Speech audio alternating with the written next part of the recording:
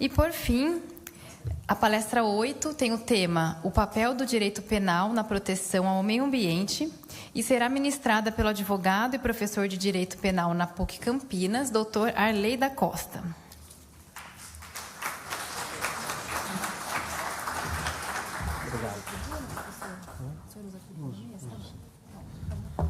Boa tarde a todos. Inicialmente, consignar que é uma imensa honra esse convite. Agradecer ao Dr. Paulo Giglio pela atenção e cuidado que teve com a organização e com o convite. E, ao mesmo tempo que é um convite honroso, ele atrai muita responsabilidade.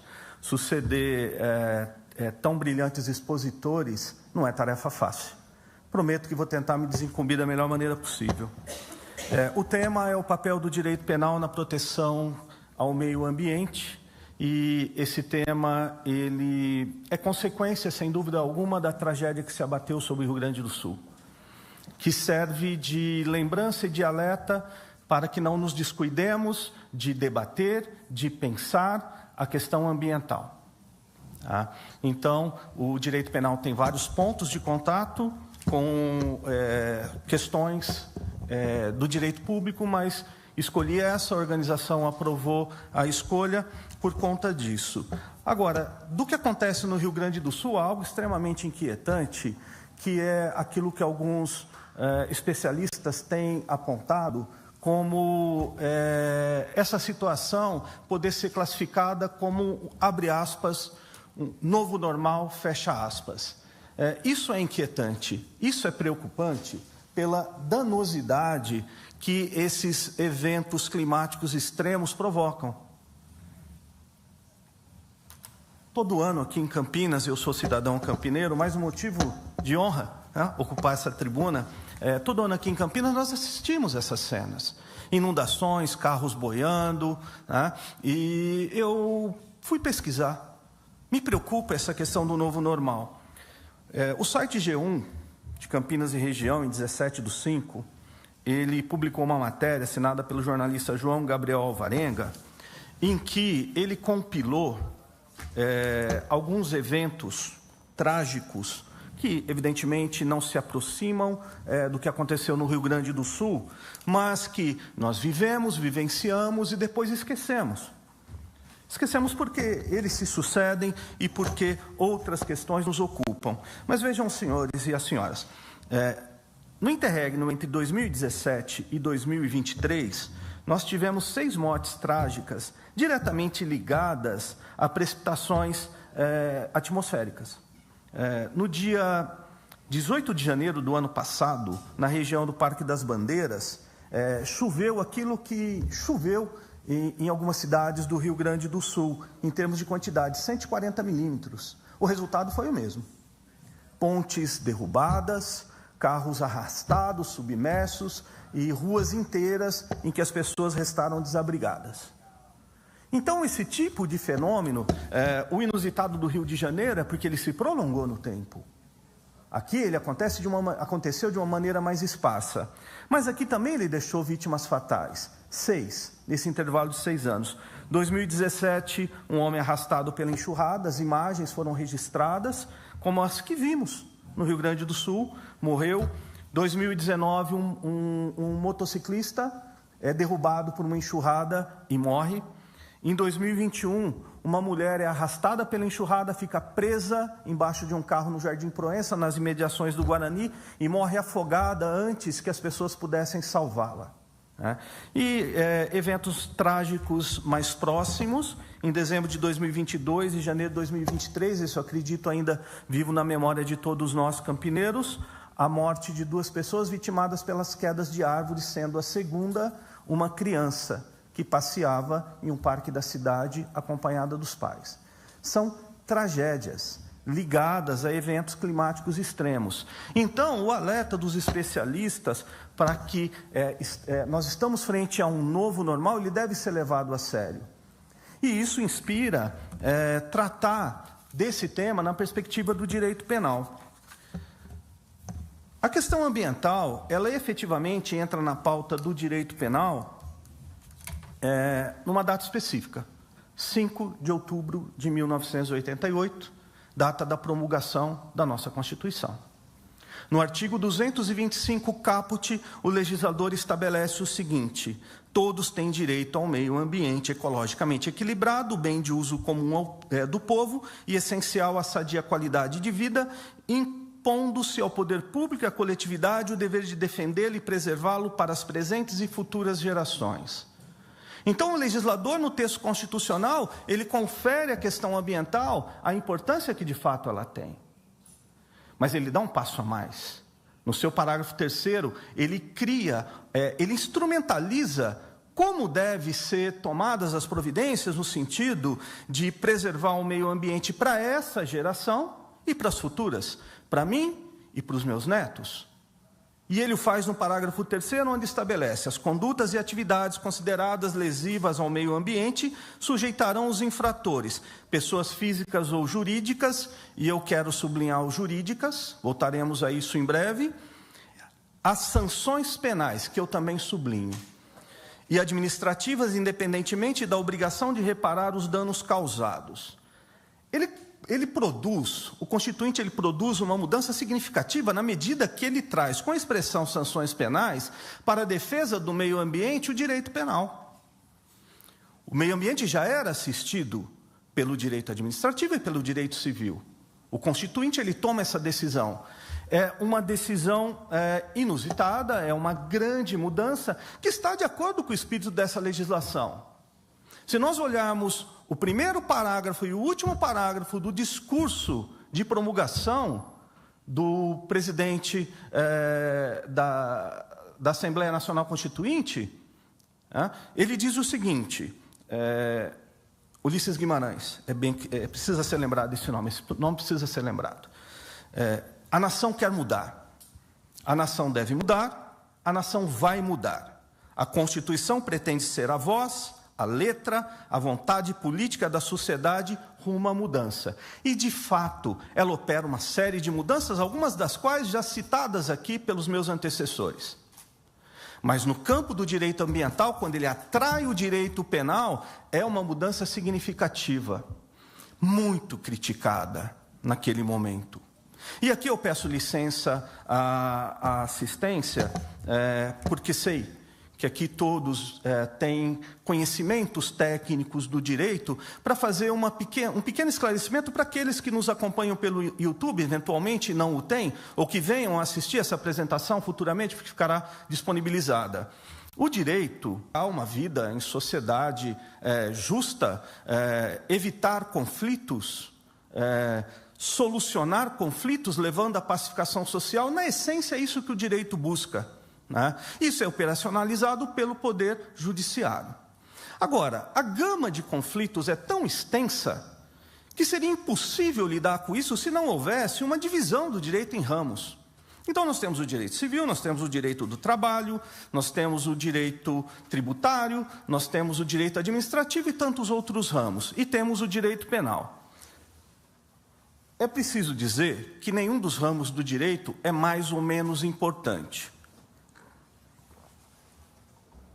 Dentro do seu escopo de atuação, todos são importantes. Mas o direito penal, ele se destaca. Ele se destaca pelo fato dele contar com aquilo que o nosso arcabouço jurídico estabeleceu em termos de sanção mais contundente, mais efetivo, a possibilidade de imposição de pena privativa de liberdade. E isso decorre de princípios. O princípio da intervenção mínima. Olha, a gente precisa de um ramo do direito que muitos gostam de chamar braço forte do direito. Eu confesso que não é uma expressão que me agrada. Me parece por demais pretensiosa. Mas, olha, nós vamos pegar esse ramo do direito e vamos destinar a esse ramo do direito a tutela e o cuidado daqueles bens jurídicos, aqueles itens que são importantes para a vida em sociedade, que se destaquem. Então, nós vamos reservar para o direito penal aquilo que efetivamente é importante e vamos dar os exemplos clássicos. Proteção à vida pelo crime de homicídio do artigo 121. Proteção à dignidade sexual e liberdade sexual, que faz parte dessa dignidade, pela penalização do estupro previsto no artigo 213. Proteção à honra nos artigos 138 a 140. Isso vai ficar para o direito penal. Tá? Então, o direito penal, como ele vai tratar dessas questões que são mais sensíveis ao corpo social, nós vamos preservá-lo. Ele vai se pautar pelo princípio da intervenção mínima. O direito penal só entra em cena se outro ramo do direito não puder resolver o problema. E essa era a crítica. A crítica era a seguinte: olha, por que nós vamos trazer o direito penal? Porque o Constituinte está trazendo o direito penal para a proteção do meio ambiente, se o direito civil e o direito administrativo dão conta.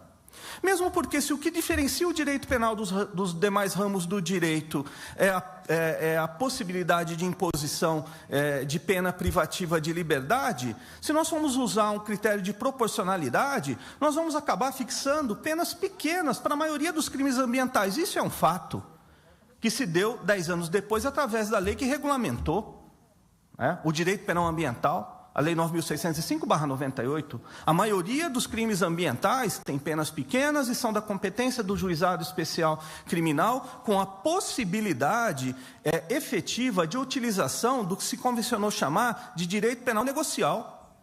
O infrator, antes de enfrentar o processo, ele tem a possibilidade de evitá-lo. Através de uma transação penal, através de uma suspensão do processo via Ministério Público. Mas vejam, essa discussão, na essência, ela é estéril. Ela não passava de uma crítica. Por quê? Nas palavras de um doutrinador brasileiro, carioca, professor Niro Batista, ele sintetiza bem: o crime é produto da vontade política. O crime é produto da vontade política. A União legisla como crime, sobre crime apenas, de maneira... só ela tem a competência, como o meu predecessor observou aqui, com bastante propriedade. Então, os deputados federais, os senadores, se eles, representantes que são do povo, se eles resolverem que uma determinada conduta deve ser criminalizada, eles podem fazê-lo, como aconteceu no caso Carolina Dickmann, a atriz global. Levou ali alguns aparelhos eletrônicos, era iPhone, era iPad, era notebook, não me lembro exatamente, para manutenção, e o técnico, ele acessou, porque é detentor de conhecimentos técnicos, os arquivos, e ali ele localizou fotos íntimas, e tentou extorquí-la, para não publicizar essas fotos. Ela, muito corajosamente, não cedeu à extorsão, procurou a polícia, e aí a sociedade brasileira se deu conta que a conduta que aquele indivíduo tinha empreendido, extremamente séria, de invadir um dispositivo informático, ela não era crime. Não havia um crime que previsse isso. Aquele cidadão, ele não seria punido por isso. Foi punido pela extorsão, pela ameaça, enfim, mas por isso não. O que os legisladores fizeram? Rapidamente, produziram uma legislação inserindo no Código Penal o crime de violação de dispositivo informático. Então, o crime ele é fruto de uma vontade política, e o Constituinte ele podia exercer essa vontade como de fato exerceu. Por isso que eu digo que a grita com relação à atração do direito penal para a defesa do meio ambiente, ela não passava de uma crítica, ela não poderia produzir efeitos. Só que a postura do Constituinte não foi objeto de crítica apenas nesse campo. Uma outra crítica muito mais contundente, que é aquela que eu chamei a atenção quando para o termo pessoas jurídicas. Nós não tínhamos na nossa legislação a possibilidade de punir pessoas jurídicas por qualquer crime. Aqui, o legislador constituinte, ele inova. Isso é uma prática em países anglo-saxões, mas não é comum em países como o nosso, que são codificados. Aí a coisa complicou. Esse dispositivo da Constituição, quando foi regulamentado pela Lei 9.605, em fevereiro de 98, portanto, quase 10 anos depois do legislador constituinte prevê a possibilidade, foi regulamentado nos seguintes termos: as pessoas jurídicas serão responsabilizadas administrativa, civil e penalmente, conforme o disposto nessa lei, nos casos em que a infração seja cometida por decisão de seu representante legal ou contratual ou de seu órgão colegiado.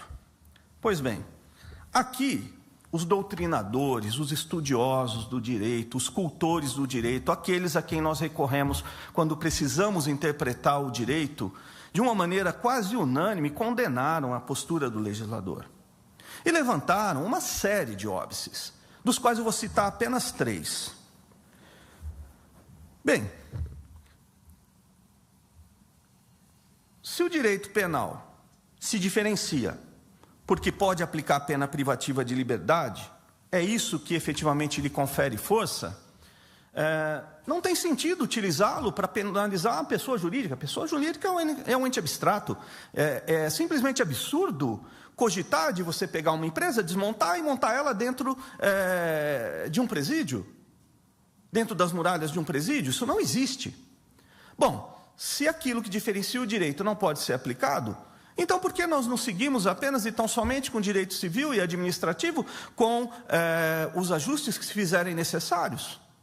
Essa era a primeira crítica. A segunda crítica: a teoria clássica do crime, aquela que é mais amplamente adotada na nossa legislação, é a teoria finalista da ação. Crime é o fato típico e antijurídico, segundo Wessel, certo? E dentro do fato típico nós temos uma conduta que gera um resultado, ela está ligada por um nexo causal ou de causalidade e tem que ter tipicidade, ou seja, aquilo tem que estar previsto. Bem, se o crime só existe se houver conduta, a pessoa jurídica não tem conduta. Porque a conduta, ela tem como elementos o dolo ou a culpa. Se chega ao resultado, porque se deseja o resultado, no caso do dolo, a conduta é orientada para o atingimento do resultado, ou se chega ao resultado sem desejá-lo, porém ele é atingido, porque o cidadão ou a cidadã age com negligência, ele age com imperícia, ele age com imprudência, ou seja, não age com observância do dever de cuidado objetivo que deve nortear as condutas daqueles que vivem em sociedade. Então ele vai ser punido a título de culpa quando o tipo penal permite, que não é todo o tipo penal que permite a punição a título de culpa. Pois bem, como vai se defender uma conduta de uma pessoa jurídica se ela não tem dolo, se ela não tem culpa? São aqueles que são os responsáveis pela sua gestão, que tomam as decisões, devem ser punir eles, como se faz nos crimes de natureza tributária. O direito penal, ele vai e pune crimes de natureza tributária, crimes previdenciários, mas aí se chega a quem deu a ordem? Quem deu a ordem para sonegar? Quem decidiu que não ia recolher as contribuições previdenciárias descontadas dos segurados funcionários? Então, esse era um argumento, são argumentos muito fortes. Um terceiro, essa penalização da pessoa jurídica ofende o princípio da personalidade da pena, que também é constitucional. A pena não pode passar da pessoa do condenado. Se o indivíduo é traficante, a polícia entrou na casa dele, encontrou lá uma determinada quantidade de droga, mas sabe que ele é o responsável, não pode punir a esposa, não pode punir os filhos. A pena não passa da pessoa do responsável, que é condenado posteriormente. Agora, imagine a seguinte situação. Numa assembleia de uma pessoa jurídica, os acionistas minoritários são vencidos pelos acionistas majoritários numa decisão que vai reverberar num crime ambiental. A pessoa jurídica vai ser punida, isso vai gerar reflexos econômicos que vai atingir o sócio minoritário que não queria. Vejam, são 3 dentre dezenas de argumentos. Todos eles difíceis de serem repelidos, porque todos eles baseados na concepção clássica do direito penal, voltado para punir o agente pessoa física. Então, eles são defensáveis, eles são difíceis de serem desconstituídos. Os grandes nomes da doutrina penal pátria, eles concordam, eles discordam da penalização da pessoa jurídica em crimes ambientais. Mas há uma outra corrente que vai levantar alguns óbices. Por exemplo, todos nós aqui, em algum momento, vamos chegar às nossas casas hoje. Imagine que, ao lá chegarmos, um dos nossos familiares, ele traga um documento em que está escrito intimação. E o texto é mais ou menos padrão. Vossa Senhoria está intimada a comparecer no dia 7/6/2024, às 10 horas, a tal Delegacia de Polícia Civil de Campinas ou a Delegacia da Polícia Federal em Campinas, sob pena de não o fazendo incorrer no crime previsto no artigo 330 do Código Penal, crime de desobediência. Então, se você não for, você pode ser responsabilizado criminalmente por não atender esse chamado. Olha,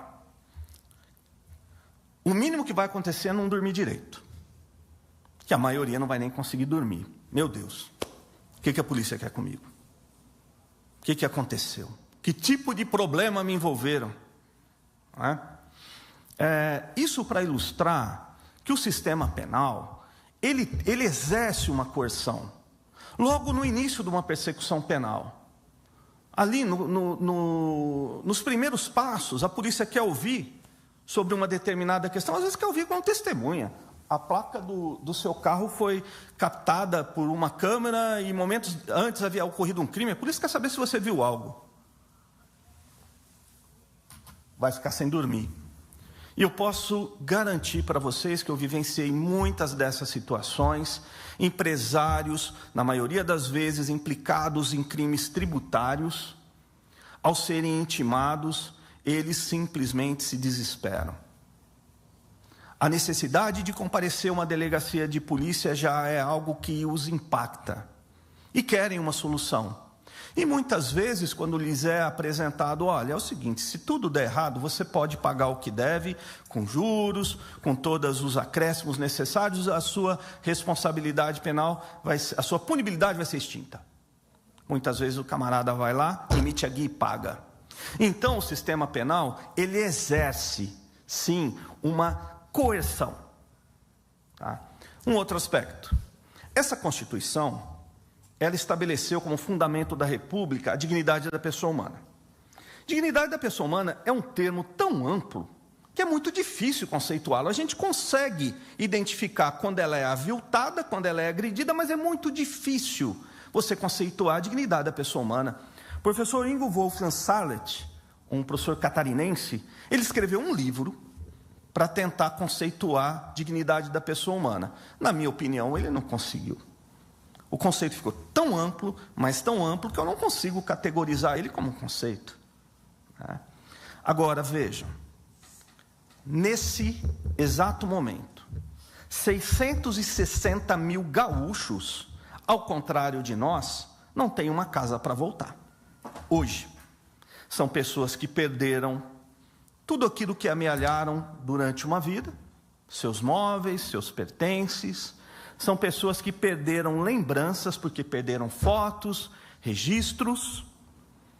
São pessoas que perderam tudo. E hoje estão em abrigos ou estão abrigadas na casa de amigos, de parentes. Isso é uma indignidade. Isso é uma dignidade, é um ataque à dignidade da pessoa humana. Por conta de um evento catastrófico ligado a uma pluralidade de fatores ambientais. Você não consegue identificar.